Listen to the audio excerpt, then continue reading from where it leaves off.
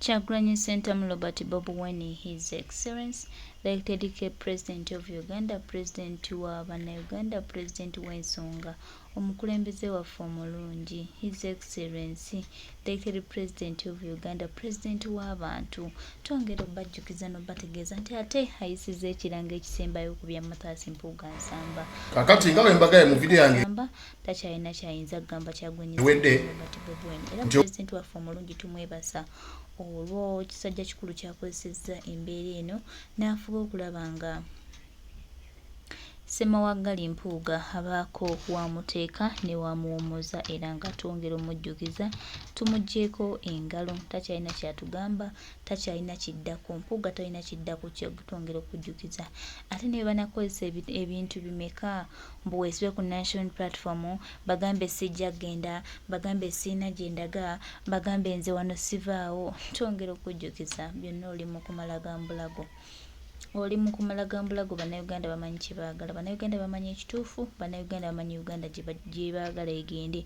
So Mpuga ne bw'anaalemerako atya takyalina kiddako. Kyagulanyi Ssentamu Robert Bobi Wine, His Excellency, elected President of Uganda, ng'ali wamu ne Bannayuganda ku lwa Uganda yaffe n'eggwanga lino lyonna. Twongera obbategeeza n'okubajjukiza nti ffe tutambula era tugenda mu maaso era tusuubira nti Mukama Katonda oyo ali waggulu atalya nguzi ng'ali wamu naffe. Museveni agenda fuuka lufuma mu ggwanga lyaffe kubanga takyalina kyagamba bantu, takyalina kiddako. Ensi emutegedde, ensi emumanyi, buli wamu bamwekengera, buli wamu bamwesenza. Genda eyo embeera Mwami Tebuhabulwa gy'ali mu baganda bange. Twongera okujjukiza Mwami Tebuhabulwa Nakabinjake nti chapter ya kulozinga takyalina lugendo. Museveni tokyalina lugendo. Ow'ebitaano akolanga ettundubaali eribika ku biki ebigenda maaso mu ggwanga era yeetaaga oggobwa mu bunnambiro. Ettundubaali ntegeeza bwe kyoyita diversion. Oba nfuna kye nalidde bagamba ku musajja ow'ebitaano kye kino. Ti omusajja w'ebitaano oyo gye mumulaba agenda ne bagezaako okukolagana nabo nga b'opposition. Omanyi tulina abantu ba mirundi ebiri. Tulina abeetaaga enkyukakyuka, abeetaaga enkyukakyuka ye Nuupu, ne tubeera n'ab'opposition beebo gye yabadde. Bonna babbi okitegeera bafaanaganya emize era yonna gy'anaalaga yonna nga bamaze omugoba eno ewaffe mu bunnambiro ekyo balina omugoba mu bunnambiro okitegeera yonna gy'anaabalaze mmanyi babbi bakwatagana nabo babbi oba nfuna era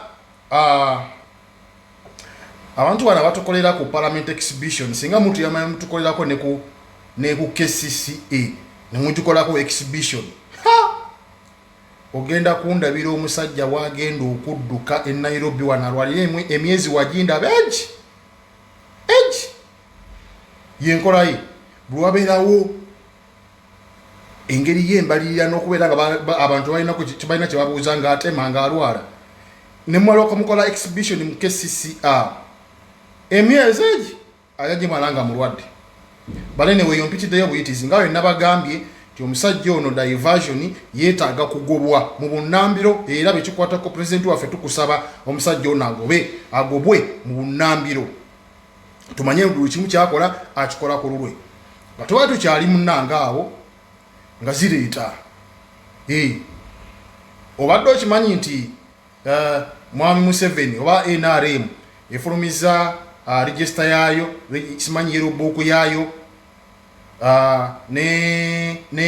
era obadde okimanyi nti essaawa eno onfuna essaawa eno waliwo bakita batya supplementary budget egenda okusomebwa soon, egenda okwanjulwa naye nga ababaka bamwe bagimanyi naye nga basirise bonna bagimanyi basirise. Supplementary budget eno ya State House baagala kubeera nga State House bagirinovatinga etuukagane n'omutindo gw'ensi yonna.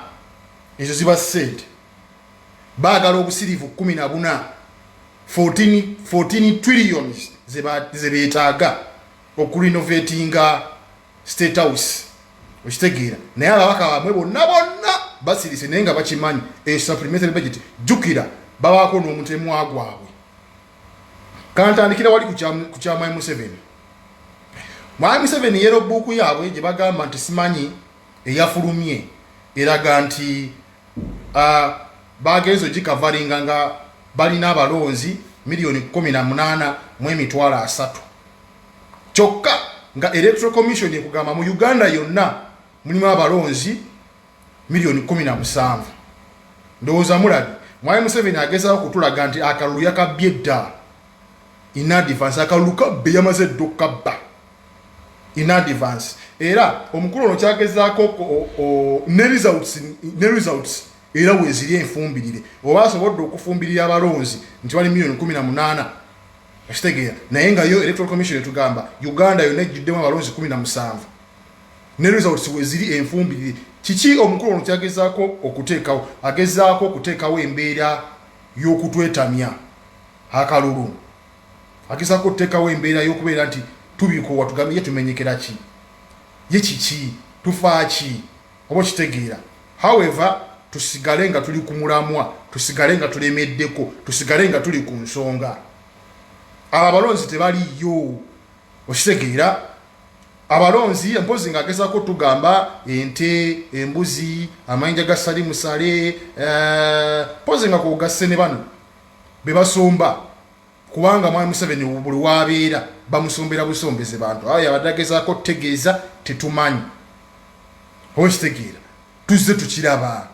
Gwe weebuze milioni 18 zaavuddewa okitegeera. Bintu ewe bityo bya kiyaaye byakozesa amaanyi bya kibbi figures ezitaliyo. Abalagirawo nti akalulu nakabbye dda.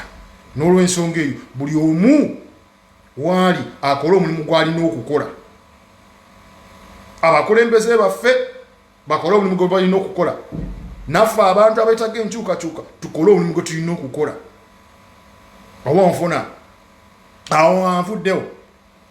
Njagala ngende ku nsonga endala eya supplementary budget. Abakulu bano ba MPs baffe basirise supplementary budget ejjukira nzo okuva we nakimanya nti ababaka bano bamanyi n'okuteega speaker yamubuuza owaayo waavu nga butuluma. Tukoze kyatiri ka supplementary budget omuntu afune kasente be ababaka bebu onfuna supplementary budget bafunako era neyo eyagwa buli omu yafunako milioni 10 mwerabidde kakati neno balina basirise obuse 14 trillion ezo sente zamwe wa musoro, sente ze mulaba zebali mu kutikka abantu emisoro, sente ze mulaba ejjo nina ka video ke nalabye nga abantu bewa Bemende Town Council, that is Wakiso, nga bali mu kwekalakaasa bagala batayako misolo ku nyumba. You can imagine. Naye abantu batuuse okugamba emisolo gye mutusolozaako ejjo buli lunaku, enguudo mbi, amalwaliro mabi, amasomero mabi, tusasula emisolo naye tufuna services kuva mu gavumenti. Baani abafuna baani beneficiary mu misolo gyaffe gino gye tusasula. Ba beneficiaries mu misolo gino be babaka ba parliament ye Mwami Museveni n'abamuli okumpi abamulya mu ngalo be babaka ba parliament essaawa eno basirise obuse 14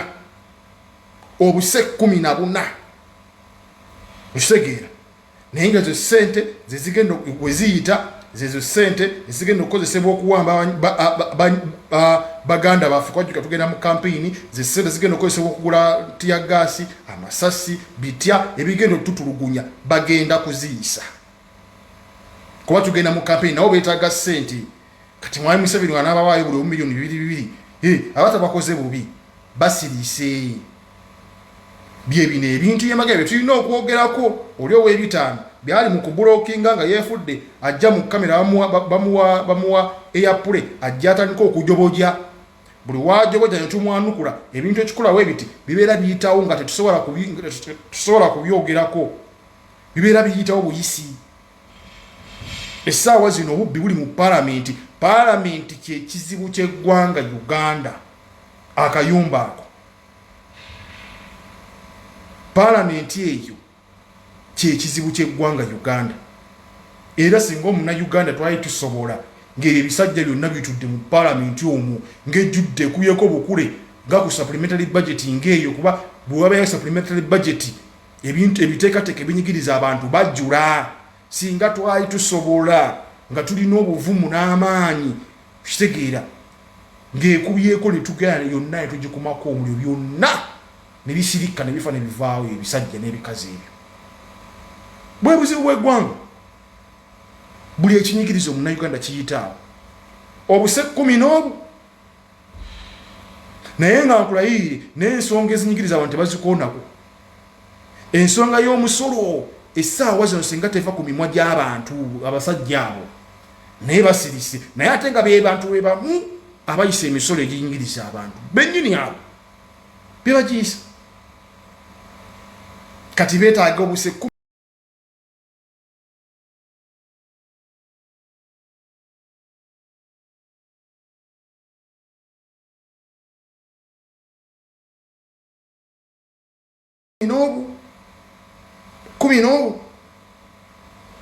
14 trillions zebeetaaga of taxpayers money.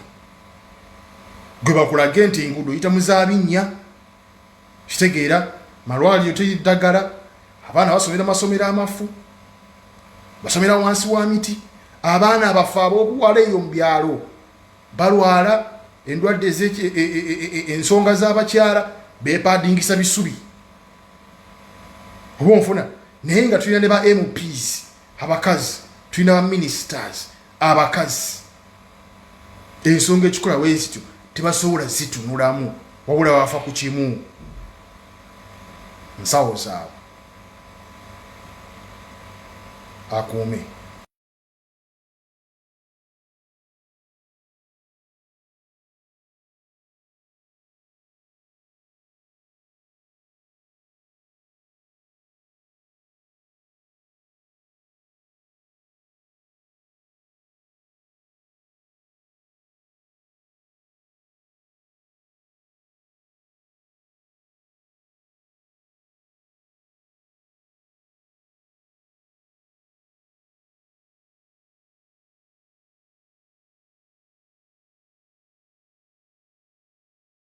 mu video yange ewedde nti ow'ebitaano akolanga ettundubaali eribika ku biki ebigenda mu maaso mu ggwanga era yeetaaga oggobwa mu bunnambiro.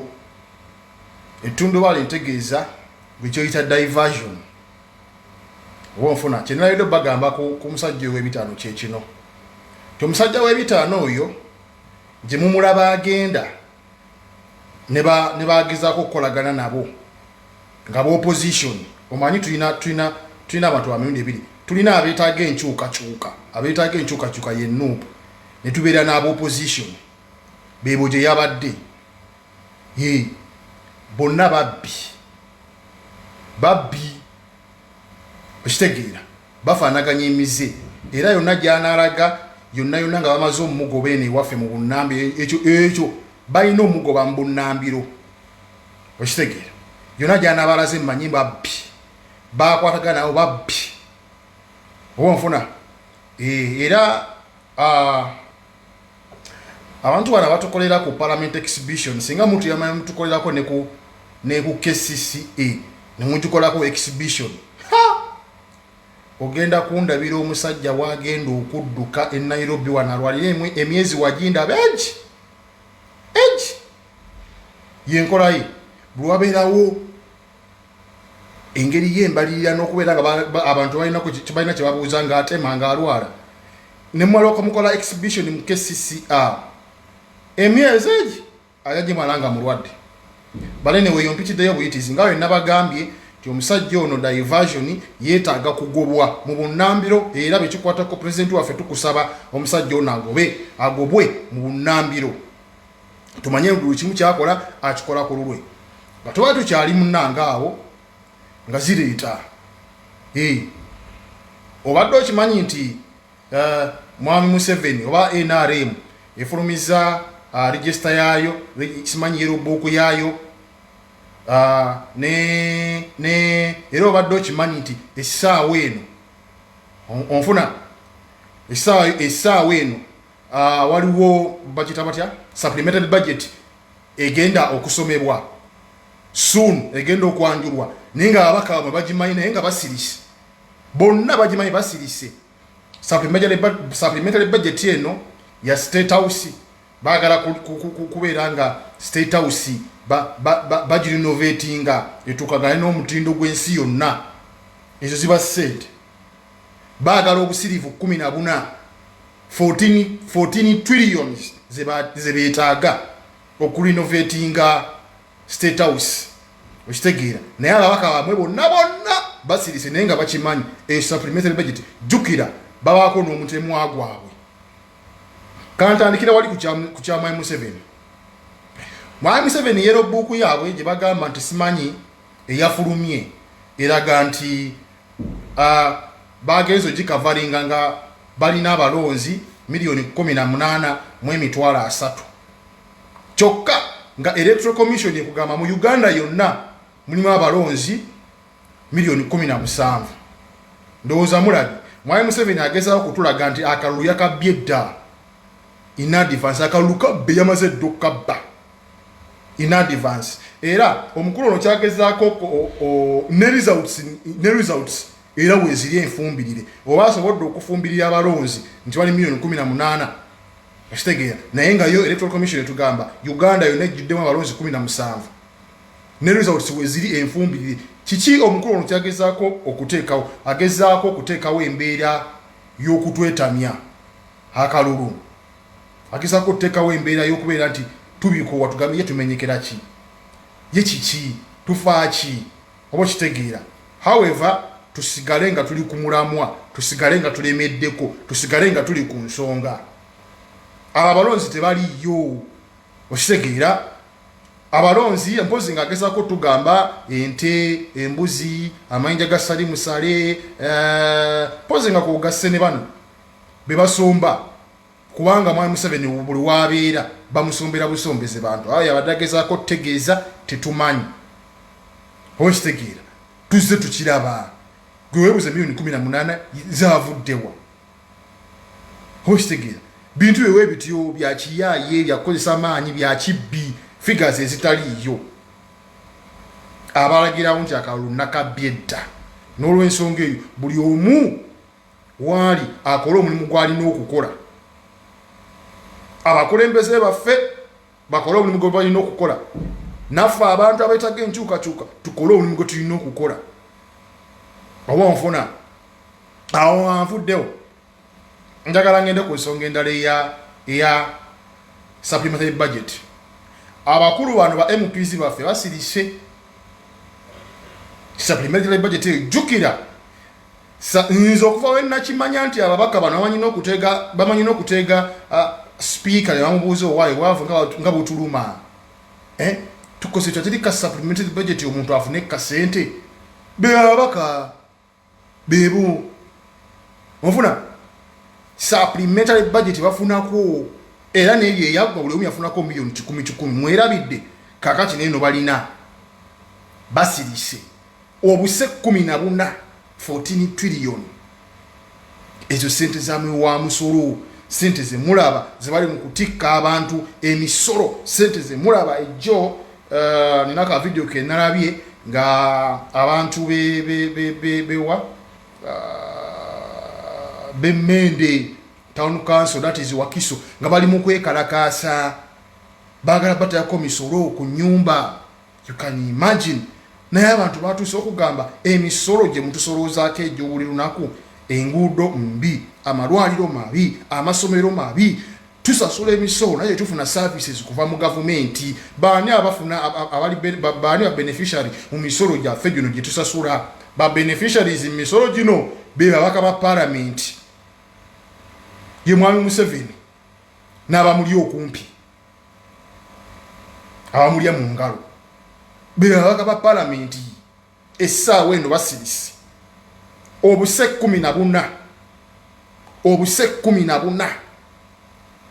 okitegeera naye nga ezo ssente zezigenda weziyita zezo ssente ezigenda okukozesebwa okuwamba baganda baffe kwajuka tugenda mu kampeyini zessente zigenda okukozesebwa okugula tiyagasi amasasi bitya ebigenda okututulugunya bagenda kuziyisa kuba tugenda mu kampeyini nabo beetaaga ssente kati mwami Museveni wanaabawaayo buli miliyoni 2 abatabakoze bubi basiriise byebino ebintu yemagebe tulina okwogerako oli ow'ebitaano byali mu kubulookinga nga yeefudde ajja mu kamera bamuwa eyapule ajja atandika okujoboja buli wajoboja ne tumwanukula ebintu ekikolawo ebiti bibeera biyitawo nga tetusobola kubyogerako bibeera biyitawo buyisi essaawa zino obubbi buli mu paalamenti kyekizibu ky'eggwanga Uganda akayumba ako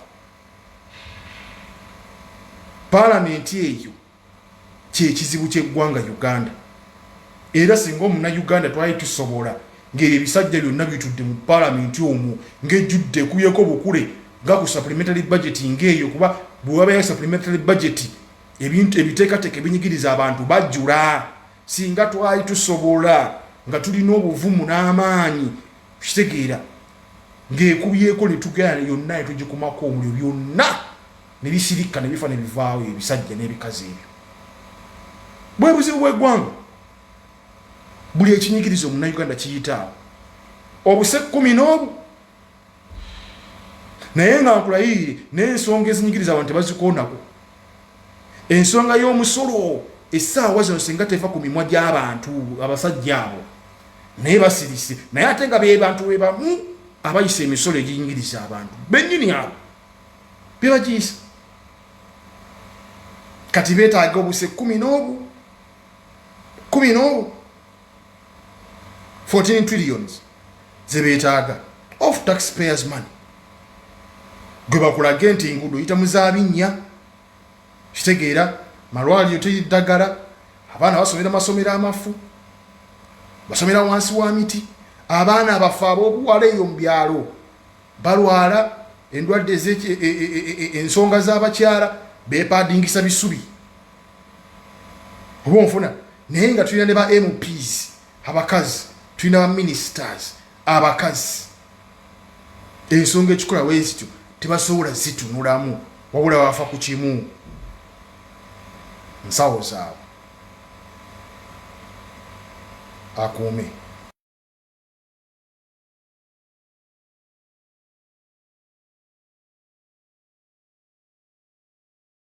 nnyo mukwano gwaffe webale nnyo muganda waffe webale nnyo okusomesa ggwanga bekusa bokka mu paalamenti eyo beeyagaliza bokka balinga balowooza nti neggwanga bwe balina odifunako bokka era balinga basuubira nti be balina okuba n'emigabo mu ggwanga lyattu lino naye twongera obajjukiza nti byonna mubikoze batuwande one time mujja tuuka ekiseera mu byejjuse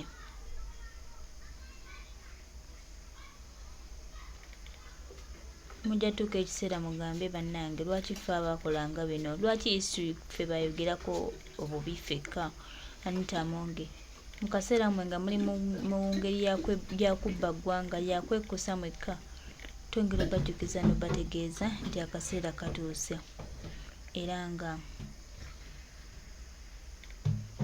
twongera obategeeza nti byonna nga mumaze obikola byonna nga mubikoze biweddeyo kiki muyinza okuzzaako kiki mugenda okugamba abantu kiki mugenda okugamba bannayuganda ansi eyinza okuba nti no but mu future abaana bammwe balyogerwako ng'abalina abasajja nga mwali abantu ababbi eggwanga lino nga mukusa mbuto zammwe